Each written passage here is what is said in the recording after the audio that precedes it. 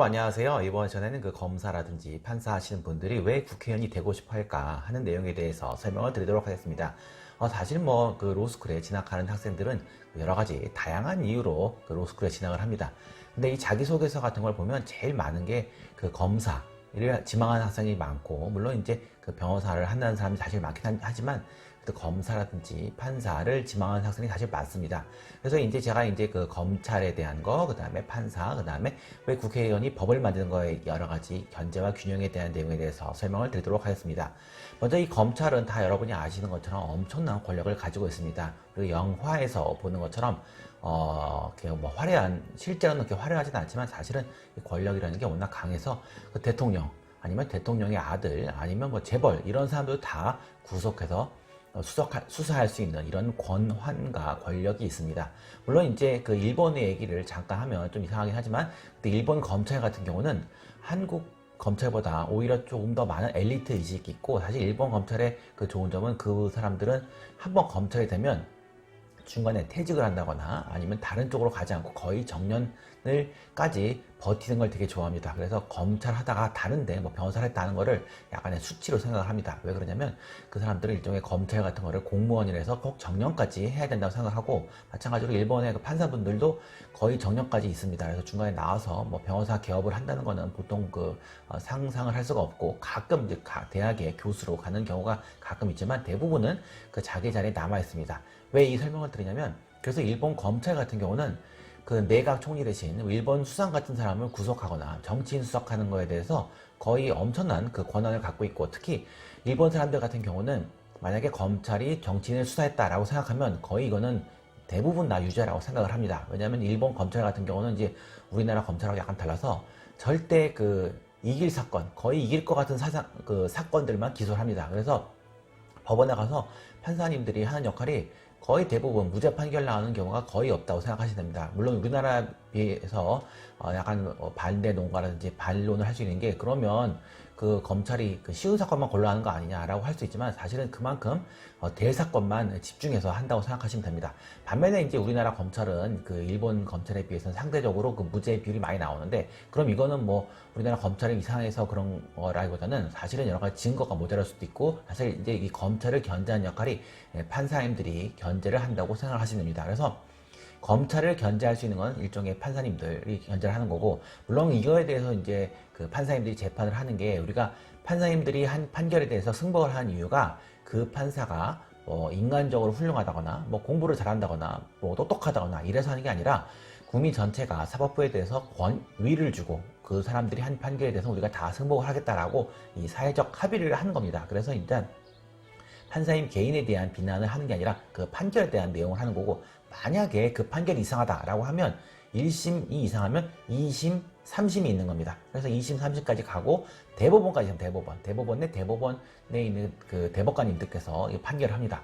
그런데 이제 우리가 이게 대법원 판결이 얼핏 보면은 한 페이지, 두 페이지밖에 안 되니까, 이러면 그 대법원에서 그냥 마음대로 한 거 아니냐라고 생각할 수 있지만, 사실은 제가 예전에 한번 근무를 약간 해봤지만, 그 리서치 같은 걸 했지만, 이 대법원 판결이 나온다는 건 얼마나 대단한 거냐면, 그 외국 사례, 뭐 미국, 일본, 뭐 독일 이런 사례를 다 찾고, 그 다음에 각각의 경우의 수, 그 다음에 이런 일이 발생하면 나중에 어떤 문제점이 생길까 하는 것에 대해서도 다 조사를 하고서 보통 이 대법원 판결을 합니다. 그리고 이제 요 판결들이 모여서 판례가 만들어지고, 만약에 이 판례들이 좀 이상하다고 하면 그 전원 합의체라고 해서 대법관님들 모두가 다 모여서 만들어진 게 전원 합의체로 이 판결을 바꿉니다.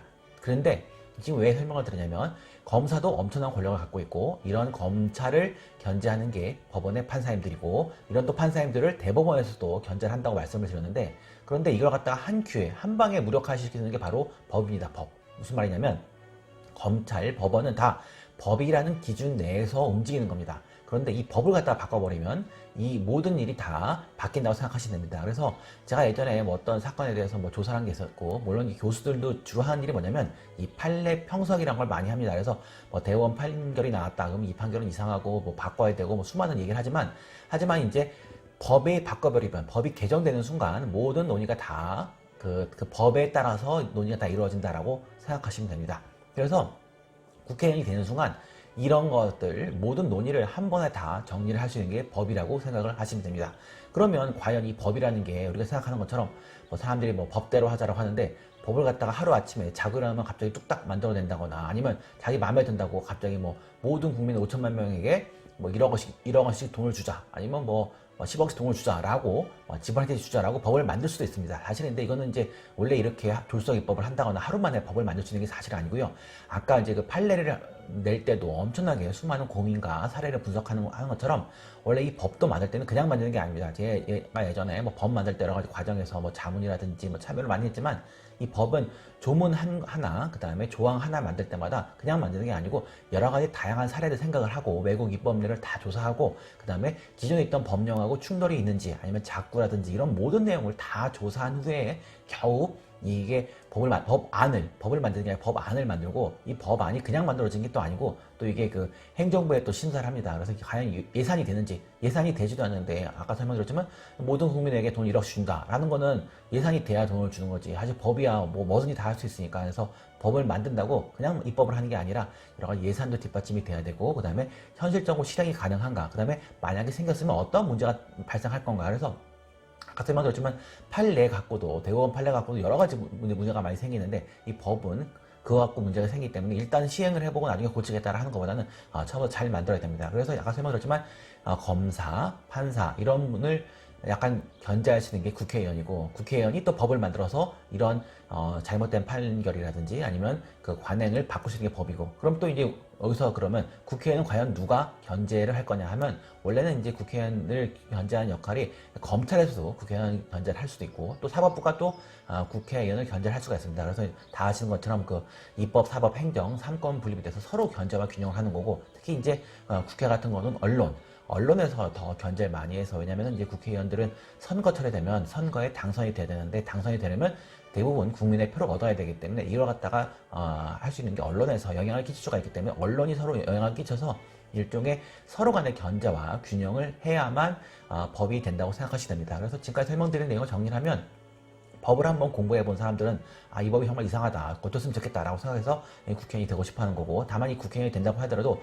단순하게 입법을 갖다가 만들면 안 되는 게 우리가 그 기술과학 법에서 가장 많이 나온 예가 뭐냐면 그 레드 플래그 법이라고 해서 아주 예전에 그 1800년도에 영국의 산업혁명 시대에 어떤 게 나왔냐면 처음으로 증기 자동차가 나오니까 어떤 그 법이 나왔냐면 그 마차와 마부 이런 사람들이 증기 자동차 때문에 우리가 더 이상 사업을 못 하겠다라고 해서 법을 만들었습니다. 그래서 앞으로 증기 자동차 운행을 할 때는 앞에서 사람이 다니면서 시속 3km 이내로 다니면서 뭐 깃발을 끌고 다니면서 앞뒤에 증기 자동차가 온다 아니면 마차가 지나가면서 뒤에 증기 자동차가 온다 하는 식으로 법을 만든 겁니다. 즉 사람들의 민원과 그 생계를 보장해 주기 위해서 기술의 발전을 가로막아서 여러 가지 그 기술로 그러니까 법을 갖다가 그 기술을 막는 기술로 사용한 사례가 많이 나옵니다. 마찬가지로 이 법에 따라서 어떠한 산업이 만들어질 수도 있고 아예 죽어버릴 수도 있고 여기 때문에 법 만드는 게 얼마나 중요한가에 대해서 사람들이 생각을 하고서 그냥 입법을 할 때는 단순하게 입법이라는 게 자기가 생각난 대로 하는 게 아니라 여러 가지